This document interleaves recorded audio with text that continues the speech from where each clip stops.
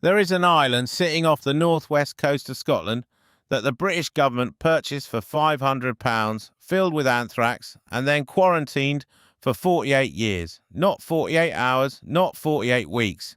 48 years. The last time most people were legally allowed to set foot on it, the Second World War had just begun. And that is not even the most restricted island on this list. Britain is surrounded by thousands of islands. Most have walking paths, ferry services, holiday cottages, but some of them you are simply not allowed to visit, not because they are too remote, not because they are dangerous cliffs, but because governments banned you, because the military owns them.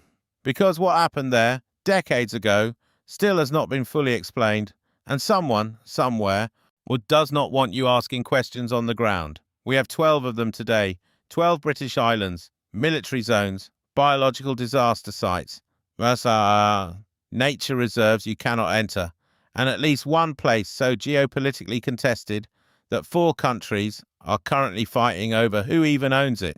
Stick around, because number 1 might be the most mysterious piece of land in the entire United Kingdom. If you are new here, hit subscribe and join us.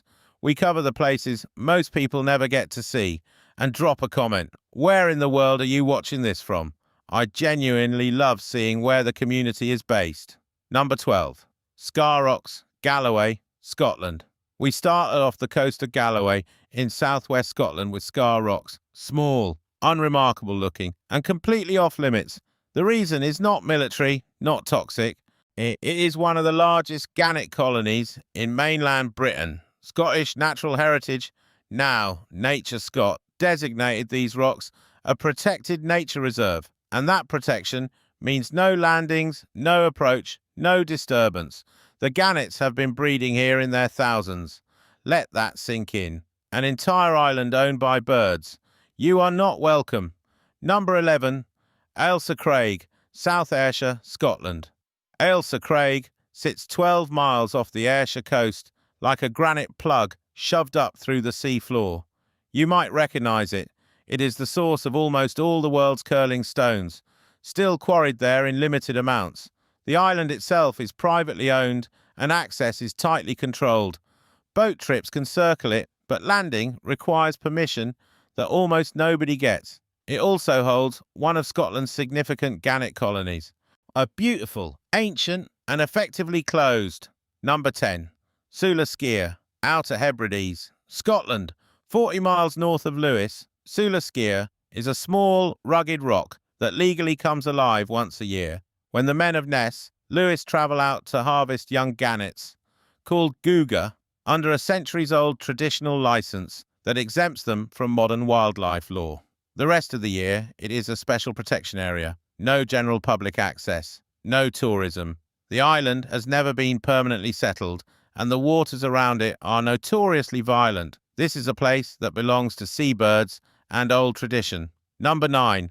North Rona, Scotland. North Rona is the most isolated island in the British Isles to have ever been permanently inhabited. 71 kilometres northwest of the Butt of Lewis, 380 kilometres from Edinburgh, 930 kilometres from London. It was once home to a small community that vanished entirely in the 18th century when a plague of rats arrived on a shipwreck and ate through their grain supply.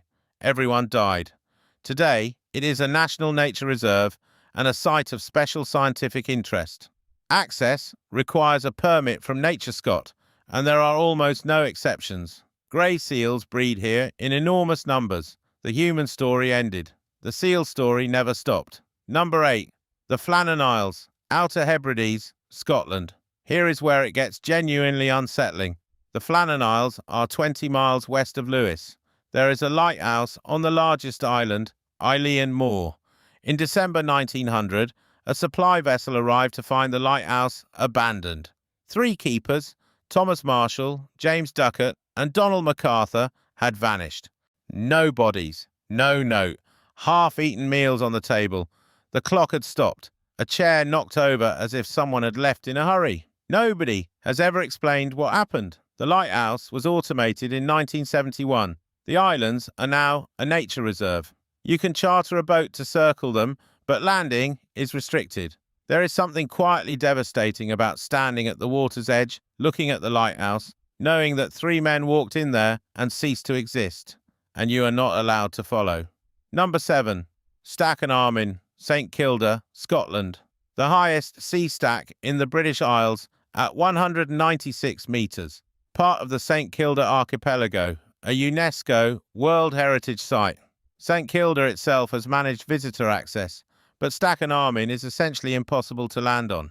What the last great auk ever recorded in the British Isles was captured here in July 1840 by 3 St Kilda men who mistook it for a witch and beat it to death. That species is now extinct. The stack stands as the last place that creature was ever seen alive. You cannot visit. Arguably, that is fitting. Number 6. Flatholm, Bristol Channel, Wales. Flatholm sits in the middle of the Bristol Channel, technically under Cardiff Council's management as a local nature reserve. There is a lighthouse, some Victorian-era buildings, and a genuine history. This is where Guglielmo Marconi made the world's first wireless transmission over water in 1897. But you cannot simply show up. Visits require booking through the Flatholm Society, and availability is extremely limited. The island supports one of Britain's largest lesser black-backed gull colonies, by tens of thousands of them. During nesting season, the island essentially becomes theirs. Wardens make the decisions. You do not. Number 5. Steepholm, Bristol Channel, England. 3 miles from Flatholm and owned by the Kenneth Allsop Memorial Trust, Steepholm is even harder to visit. It is technically possible. The Trust runs occasional guided visits, but landings depend entirely on weather and sea state, and the island is managed first and foremost as a nature reserve. During World War II, it was fortified, and the gun emplacements are still there, rusting into the limestone. Wild peony, a plant unique in the UK to this island, grows among the ruins. The official Trust position is that Steepholm is a reserve, not a destination. Nature over tourism. Every time. Number 4. Lundy Island, Bristol Channel. Devon Lundy is the odd one out on this list. It does accept visitors, but only in extremely limited numbers via landmark Trust holiday cottages and day trips running a handful of times per week from Bideford. In practice, most people who want to visit Lundy cannot get there.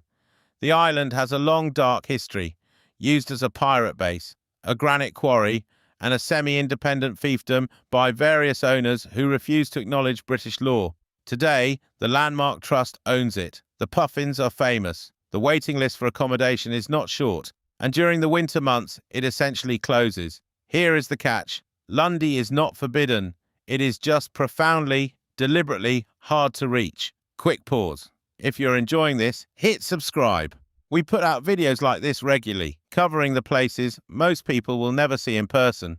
Oh, now, here is where this list gets genuinely serious. Islands number 3 to number 1. The most forbidden, approximately 450 words. Number 3. Grunard Island, Ross-shire, Scotland. In 1942, the British Ministry of Defence paid £500 for Grunard Island, a small oval-shaped island roughly 2 kilometres long, sitting less than a mile off the Scottish mainland. They designated it X-Base, classified.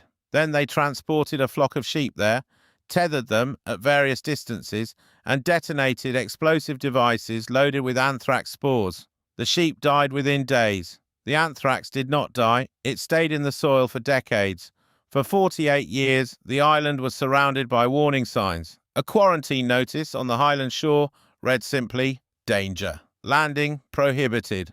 In the 1980s, as an activist group called Dark Harvest sent soil samples from Grunard to the Ministry of Defence and to political party headquarters, proving the anthrax was real and that the cover-up was ongoing. The public pressure forced action. The government spent years decontaminating the island with formaldehyde and seawater. In 1990, it was officially declared safe. The quarantine sign came down. The island was quietly returned to its original private owners for £1. Here's the thing about Grunard. It is not technically forbidden anymore, but almost nobody visits. The locals remember. The sheep that graze there now are considered a test, and the mainland faces the island across that narrow stretch of water, a reminder of what a government will do and then deny when no one is watching. Number 2. Diego Garcia/British Indian Ocean Territory, the Chagos Archipelago, technically British, and you are absolutely, definitively not allowed near it.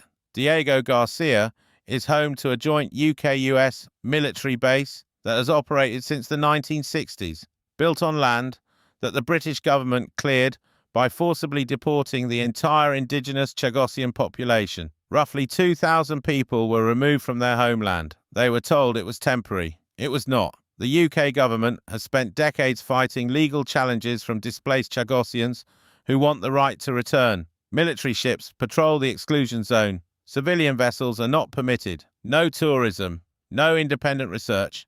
And in 2024, the UK government agreed in principle to hand sovereignty back to Mauritius, only for that deal to be delayed and contested. So the Chagosians remain in exile. The military base remains operational, and the island remains, for all practical purposes, inaccessible to everyone except the people who decide who gets to be there. Number 1. Rockall, North Atlantic. Rockall is a single block of granite rising 70 feet above the North Atlantic, approximately 380 kilometres west of the Scottish mainland. It is roughly as wide as a bus. It has no soil, no fresh water, no shelter. The British Navy planted a flag on it in 1955, and an Act of Parliament in 1972 declared it part of Scotland. 4 countries dispute that claim: Ireland, Denmark, on behalf of the Faroe Islands, and Iceland, all reject British sovereignty over Rockall, because under international law, an uninhabitable rock with no economic life of its own cannot generate territorial waters or fishing rights. The UN Convention on the Law of the Sea says so explicitly. The UK disagrees. Meanwhile, the fight is about the billions of pounds worth of fish and potential oil and gas reserves in the waters around it. Visiting Rockall is not banned by any single government decree. It is simply that getting there might kill you. The waves are enormous and constant. The granite face is near vertical. Fewer than 20 people in recorded history have ever set foot on it. An SAS veteran named Tom McLean roped himself to the rock for 40 days in 1985 just to assert British sovereignty. Greenpeace protesters held on for 42 days in 1997. Both times the sea nearly killed them. Rockall is number 1 on this list, not because of a government ban. It is number 1 because it represents something stranger, a piece of the United Kingdom that is simultaneously sovereign British territory, completely uninhabitable, legally contested by multiple countries, and physically impossible for almost any human being to reach. It is the most isolated small rock in the oceans of the world, as one scientist put it in 1956. Nothing has changed. Britain claims it. Nobody can visit it. And the argument about who owns the sea around it has been going on for 70 years and shows absolutely no sign of stopping. If you take anything from these 12 islands, take this. Britain is not just the country you can walk around. It is also the country of anthrax quarantine zones, disappeared lighthouse keepers, deported populations, and a rock no one can stand, on that 4 nations are fighting over in international courts. The places that are off limits are often the most honest places. They show you what governments do when no one is looking, what nature does when people are finally kept out, and what happens to people when powerful institutions decide that a piece of rock matters more than the people who lived on it. Which of these surprised you the most? Drop it in the comments. I read every single one. And subscribe if you want to keep exploring the places the map doesn't really want you to find. We will see you in the next one.